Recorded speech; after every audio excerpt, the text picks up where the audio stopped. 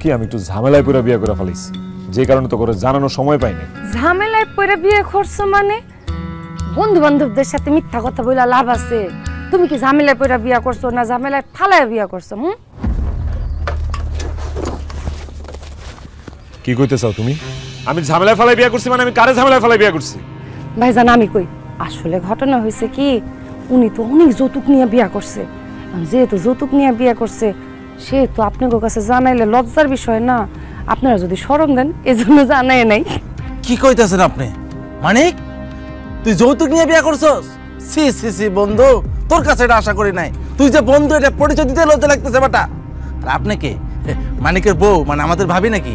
তোর ভাই যে কি কন্যা, আমি আর মানিকের বউ? হ্যাঁ, কোথায় মানিক আর কোথায় আমি? একটা লুলা মায়ের মানিক বিয়ে করব? মানিকের বউ যে সুন্দরের সুন্দর। তাই নাকি? কিরে মানিক, ভাবির একটু ডাক, ভাবির একটু দেখি। ভাবিরে দেখা লাগবো না তো কর, যাই ওখান থেকে যা, পরে এসে দেখিস যা। না না ভাইয়া যান না, মানিকের বউরে দেখতে চাইছেন, মানিকের বউরে দেখাইতেছি।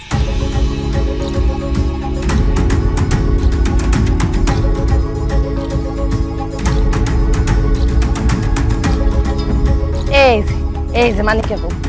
কি কনাপা, এইগুলো হইতাছে গিয়ে হোন্ডার চাবি, মোবাইল, টাকা, এর মধ্যে মানিকের বউ আইলো কেমনে? আরে ভাইজান আপনি বুঝতেছেন, আমি বুঝাই বলতেছি।